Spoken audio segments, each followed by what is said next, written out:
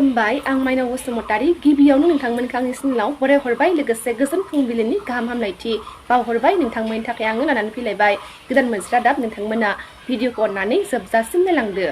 दिनैनि गिबि खौराङाव दङ बिपिएफ हानजानि अमर दतमा बिपिएफ मुंनि फेसबुकनि मोनसे पेजआव इउपिपिएलनि गाहाय नेहाथारि राजकुमार नार्जारी आरो सिंधा बसुमतारी मुंनि सासे आइजोजों मोजां मोनलायो बुंनानै नंखाय बांसावदोंमोन बिपिएफनि अमर दतमा बिपिएफ मुंनि मोनसे पेजआव, जायनि जाउनाव अमर दतमा बिपिएफ मुंनि पेजखौ क'क्राझार पुलिस थानायाव एफआइआर होबाय होनना खौरां मोननाय जादों। चिरां जिल्लायाव थांनाय मैयानि फुंबिलि समाव मोनसे दुखुनांथाव जाथाय जानानै थांबाय। चिरां जिल्लायाव खास्रि बिस्रियै बुथारदों सासे हौवाया गावनि हिन्जावखौ। चिरांनि काजलगाव पुलिस थानानि सिङाव थानाय कृष्णापुर गामियाव नुजाथिदों बे दुखुनांथाव जाथाया। खौरां मोननाय बायदिब्ला नखरनि माखासे जेंनानि थाखाय जितु हेमब्रमआ गावनि बिसि पदिन हासदाखौ बुथारदों होनना खौरां मोनदों। आसामनि गिबि मन्थ्रि बिथां डक्टर हिमन्त बिश्व शर्मा बिथाङा बिटिआर मिशन लानानै बिटिआरआव सानबानि थाखाय दावबायनो फैदों, जायनि हाबाफारि लानानै दिनै चिरां जिल्लायाव डक्टर हिमन्त बिश्व शर्मा बिथाङा दावबायगोन, बेखौ बिथा खालामनानै जिल्ला खुंथाया मोनथिसारलाइ फोसावदों। बिथांनि दिनैनि चिरां दावबायनायनि माखासे गाहाय हाबाफारिफोरानो जादों काजलगाव सोदोर सोहोरनि साखाथियाव गोदानै लुफुंजानाय पार्टी अफिस बेखेवनाय, नैथियाव जिल्ला खुंथायनि मावख'आव जिल्ला खुंगिरिफोरजों मेल सावरायनाय आरो बिडिएसए गेलेग्रा फोथाराव दोलोनि मेल सावरायनाय। थांनाय मैया धुबुरी जिल्लानि सुबुं नङै होखारनाय जाथायनि सायाव होस्रिखावदों मुस्लिम फरायसा आफादनि आफादगिरि आशिक राबिना। सुबुं आखु नङै होस्रांनाया जेब्लाबो गनायथाव नङा। होस्रांनायनि सिगां होस्रांजागिरिफोरखौ फिन थिसनथाइ होआलासिनो होस्राङोब्ला आसामाव जों जंगि आन्दलन खालामगोननि हुमखि होदों मुसाया। मुसलमानफोरखौल' मानो गले गले होस्राङो होनना सोंथि सिखांदों आफादगिरि आशिक राबिना आरो सारा आसामावनो रांखान्थि होबथानायनि सोमावसारनाय हाबाफारि लागोन होनना हुमखि हरदों मुस्लिम फरायसा आफादनिफ्राय। क'क्राझाराव आसामनि गिबि मन्थ्रि बिथां डक्टर हिमन्त बिश्व शर्मा बिथाङा शान्तिनगरनि थागिबि सासे बैसोगोरा बुरै सुबुंनो 50,000 रांनि चेक होदों।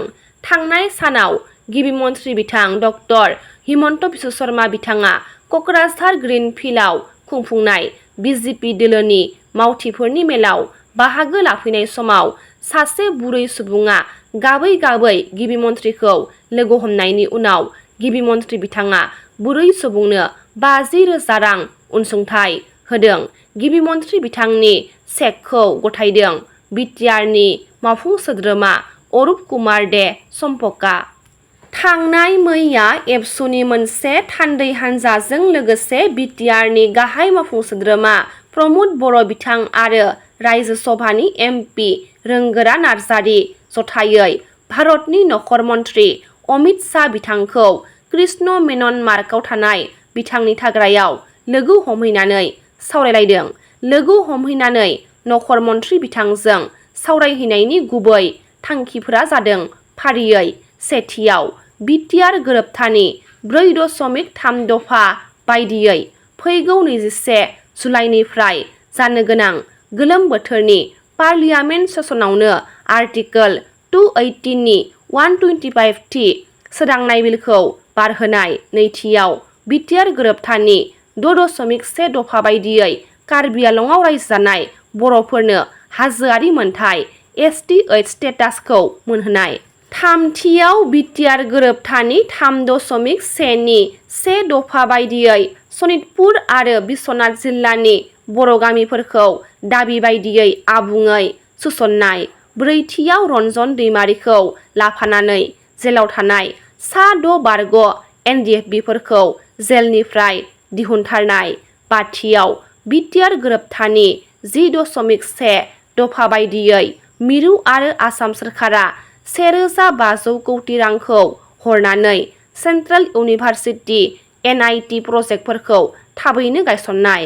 दथियाव बिटिआर गोरोबथानि 10.2 दफा बायदियै पारा मिलिटारि आरो आर्मियाव बर' लाइमोनफोरखौ सोसननाय गासै मोन 6 दफाफोरखौ लानानै गोथौ आरो गुवारै सावरायलायनाय जादों। गोथौ आरो गुवारै सावरायलायनायनि उनाव भारतनि नखर मन्त्रि मानाव गेदेर मुस्रि अमित शाह बिथाङा थाबैनो मावफुंगोननि खोथाखौ होदों। मैयानि सावरायनायाव दुलाराय बर' फरायसा आफादनिफ्राय आफादगिरि मुस्रि दिपेन बर' आरो गाहाय नेहाथारि खनीन्द्र बसुमतारी बिथांमोना बाहागो लादोंमोन। गसाइगावआव माखासे नंखाय खौरांगिरिफोरनि सायाव रायजो राजाफोरा खेंफोरथि होदों। गसाइगाव महकुमानि सिङाव थानाय जयमागुरि गामियाव माखासे सान सिगां जानानै थांनाय मोनसे जाथायनि सायाव रायजो राजाफोरा खेंफोरथि होदों। रां लबिया माखासे खौरांगिरिफोरा रां दाबिनानै मोनैनि जाहोनाव मोनसे जाथायखौ गाब फोननानै सासे सुबुंनि सायाव नंखाय खौरां फोसावनायखौ लानानै रायजो राजाफोरा गोख्रों फिननाय होदों। सासे हाबा जानाय आइजोखौ देहायारि सोमोन्दो लाखिनायाव लोब्बा दं होननानै सासे सुबुंखौ खैफोदाव खोख्लैनो नाजादों। गसाइगाव डेली 24 निउज मुंनि मोनसे फेसबुक पेजआव खौरां फोसावदोंमोन। बे जाथायनि सायाव थांनाय मैया गोख्रों फिनजाथाय होदों जाथायजों मोगा-मोगि जानांनाय सुबुङा लोगोसे बे फेसबुक पेजनि सायाव गसर होनाय जागोन होनना फोरमायबावदों। आमलाइगुरियाव बेनिफिसारि मिट एन्ड ससिय'-इक'नमिक एवारनेस हाबाफारिया दिनै खुंफुंजागोन होनना खौरां मोननाय जादों। थांनाय माखासे सान सिगां गुबुन गुबुन जायगायाव बेनिफिसारि मिट एन्ड ससिय'-इक'नमिक एवारनेस हाबाफारि खुंफुंनाय बायदिनो दिनै अदेबानि गसाइगाव महकुमानि सिङाव थानाय 4 नं जमदुवार बियाबनि बेन्दोङाव गोग्लैनाय आमलाइगुरि गामिनि गेवलां गेलेग्रा फोथाराव सानसेनि मेहेरगोनां हाबाफारि लानानै बिटिआर सोरखारनि बिथोन बायदियै दिनै बिटिआर सोरखारनि बानजायनायाव बेनिफिसारि मिट एन्ड ससिय'-इक'नमिक एवारनेस हाबाफारि खुंफुंनो साखाफारा जादों। नि रादाबा एसेनोसै। गाबोन फिन गोदान रादाब लानानै लोगो मोनगोन। नोंथांमोना भिडिअखौ जोबजासिम नायबायब्ला अन्नानै लाइक, शेयार, कमेन्ट लोगोसे साबस्क्राइब खालामनानै होदो। गोजोन्थों।